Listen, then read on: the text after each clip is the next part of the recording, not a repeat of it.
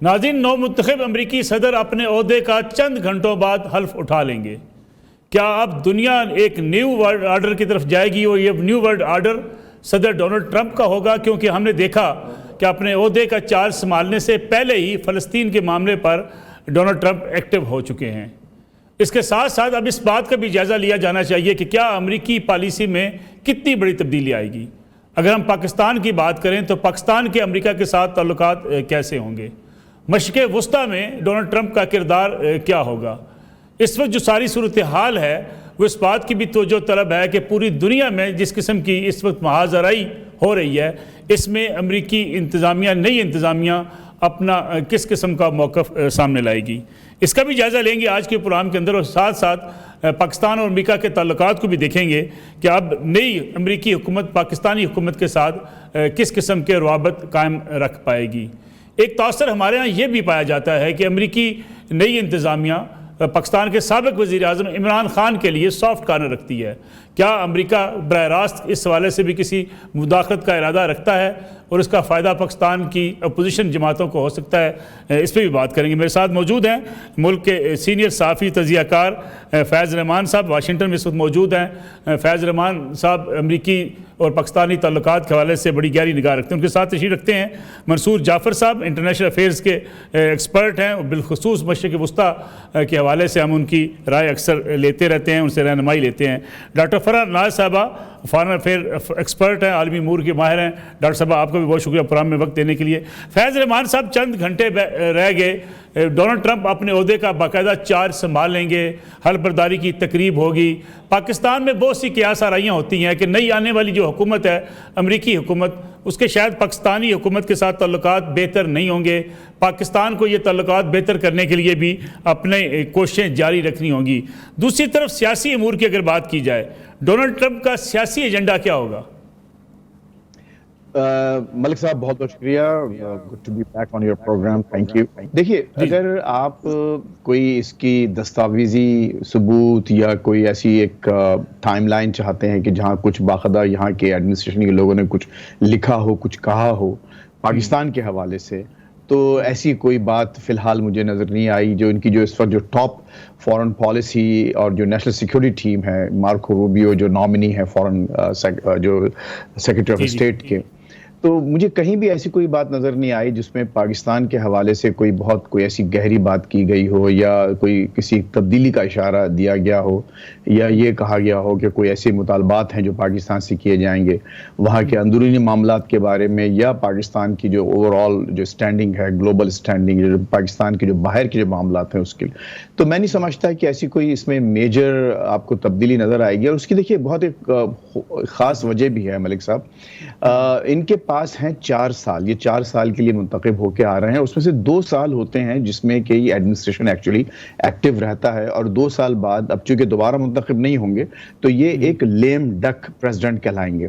اچھا، اس کا مطلب یہ ہوگا کہ اب ان کی پوری توانائی جو ہوگی وہ معاملات سمیٹنے میں اور جو بالکل جو اہم معاملات ہیں اس کو کرنے میں، اور پھر جو ان کی پارٹی ہے وہ نئے الیکشنز کی تیاری شروع کر دیتی ہے۔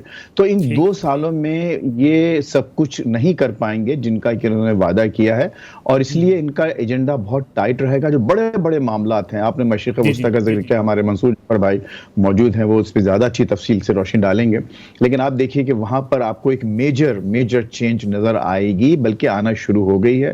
میں سمجھتا ہوں کہ ابراہم ایکارڈ جو ہے دوبارہ ری ایکٹیویٹ ہوگا، اور اس پہ آپ بہت سرعت کے ساتھ کچھ تبدیلیاں اور کچھ معاہدے دیکھنے نظر آئیں گے، اور اس کے کچھ آپ کو آثار آلریڈی نظر آنا شروع ہو گئے ہیں۔ سعودی عرب میں جو ہونے والی تبدیلیاں ہیں وہ آپ نے دیکھا کہ الیکشنز کے فوراً بعد، نومبر کے فوراً بعد وہاں کے معاملات میں بھی تبدیلیاں نظر آئی ہیں۔ تو یہ بہرحال ایک موٹی باتیں ہیں جو آپ کو اس میں نظر آ سکتی ہیں۔ ٹھیک ہے ڈاکٹر فرح ناز صاحبہ، ویسے تو ہمارے پاکستان اور امریکہ کے تعلقات ہمیشہ اتار چڑھاؤ کا شکار رہے ہیں، لیکن ڈونلڈ ٹرمپ جس قسم کے جو ہے ان کی پرسنالٹی ہے، بڑے بلنٹ بھی ہیں، کھل کے اپنی جو ہے وہ رائے کا اظہار بھی کرتے ہیں، پاکستان اور امریکہ کے تعلقات میں آپ کوئی نیا موڑ دیکھتی ہیں؟ دیکھیے، پہلے ہمیں دیکھنا ہوگا کہ امریکی جو حکومت ہوتی ہے ان کے تعلقات پولیٹیکلی پاکستان کے ساتھ ہوتے ہیں وہ یا ڈیفنس ان کے ٹائز ہوتے ہیں۔ تو یہ 2 سٹریمز ہیں جس کو ہمیں اسیس کرنا چاہیے کہ کیا پریزیڈنٹ ٹرمپ کے آنے سے ان دونوں ریلیشنز پہ کوئی اثر پڑے گا۔ تو جو ہمارے ملٹری ٹو ملٹری ریلیشنز ہے یا ہماری ایون امریکن گورنمنٹ کے جو اسٹیبلشمنٹ کے ساتھ تعلقات ہیں وہ تو ویسے کے ویسے ہی رہیں گے، اس میں کوئی تبدیلی نہیں دیکھتی ہوں. وہ اسٹرانگ تھے اور آگے بھی جا کے ویسے ہی رہیں گے. ناؤ اسپیکنگ آف پولیٹیکل، ہاں یہاں پی ٹی آئی کے سپورٹرز کچھ امیدیں باندھ کے رکھے ہوئے ہیں کہ شاید ٹرمپ کے آنے سے کچھ ان کے لیے اچھا ہوگا. تو بڑے مجھے کہتے ہیں نا with a heavy heart I would say کہ ایسا کچھ مجھے ہوتا نہیں نظر آ رہا ہے. ہاں ایک چیز دونوں میں کامن ہے کہ ٹرمپ بھی ایک پاپولسٹ لیڈر ہے اور پی ٹی آئی کے سپورٹر اور ان کے لیڈر بھی پاپولسٹ سے تعلق رکھتے ہیں. So probably they were expecting high from Trump کہ شاید وہ ان کے لیے کچھ کرے، لیکن مجھے لگتا اور ہوتا ہوا نظر نہیں آ رہا ہے کہ ایسا کچھ ہوگا.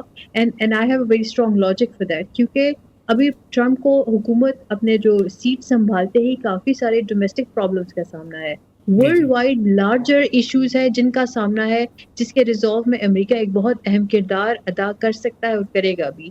Recently we have seen it whatever has happened in the Gaza conflict جہاں پہ سیز فائر ہوئی ہے. آف کورس وہ سیز فائر اس کا جو کریڈٹ ہے وہ شیئر ہوتا ہے between Biden and Trump because I can't say that the whole credit goes to Biden. یہاں پہ کریڈٹ ٹرمپ کو بھی جاتا ہے، آتے ساتھ انہوں نے جو اسٹیٹمنٹ دی جو تھوڑا سا ڈرایا دھمکایا، تو اس سے ہو سکتا ہے چیزیں تھوڑی بہتری کی طرف گئی ہوئی ہے. ابھی پاکستان کے لیے کیا ہم دیکھ سکتے ہیں؟ مجھے کچھ زیادہ تبدیلی ہوتی نظر نہیں آ رہی ہے ان کے تعلقات میں. چیزیں جو کہ تو ہی رہیں گی، ویسے ہی چلیں گی جیسے چلتی رہی ہے.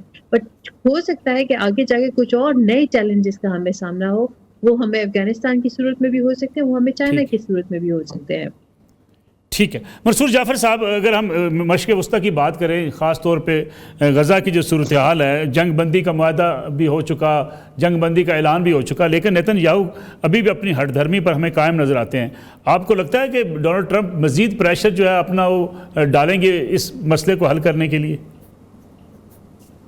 جہاں تک تو جی میں سمجھتا ہوں مشرق وسطیٰ کے حوالے سے امریکہ کی پالیسی ہے، چاہے وہ ڈیموکریٹس ہوں یا ریپبلکنز ہوں، وہ ایک ہی پالیسی ہے. اور خاص طور پہ اس پالیسی کا جو مرکز اور محور ہے وہ اس خطے میں اسرائیلی جو آؤٹ پوسٹ امریکہ کی ہے اس کا تحفظ ہر قیمت پر، ہر لحاظ سے، ہر قیمت پر، چاہے اس کے لیے انہیں اپنے ہی وضع کردہ انسانی حقوق، انٹرنیشنل لا، اقوام متحدہ جیسے ادارے کے مینڈیٹ، ان سب کو تج کر جو ہے وہ اس اپنی مشرق وسطیٰ کی جو پالیسی ہے اسرائیل کے حوالے سے، اور خاص طور پہ جسے وہ اسرائیل کی سیکیورٹی کا نام دیتے ہیں، اس کے حق کے دفاع کا نام دیتے ہیں، اسے ہر قیمت پر انہوں نے پروٹیکٹ کرنا ہے. اور آپ نے دیکھا کہ پچھلے گزشتہ 15 ماہ میں جتنے بڑے پیمانے پہ امریکی حمایت سفارتی اور عسکری، اس کے نتیجے میں غزہ کی اینٹ سے اینٹ بجا کر رکھ دی گئی، اور اس میں صرف اور صرف ایک ہی بات تھی کہ اسرائیل کو اپنے دفاع کا حق حاصل ہے.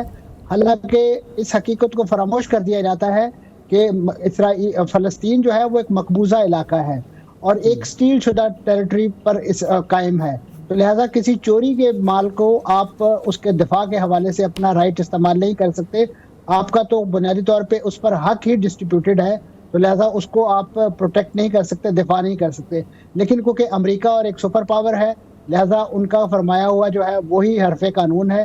اور آپ نے دیکھا کہ پچھلے 15 ماہ کے اندر جتنے بڑے پیمانے پہ عالمی اداروں کی بے توقیری کی گئی، بین الاقوامی جو فوجداری عدالت ہے اس کا جو بھی مینڈیٹ، جو بھی اس کے فیصلے ہیں، انہیں جوتی کے نوک پہ رکھا گیا.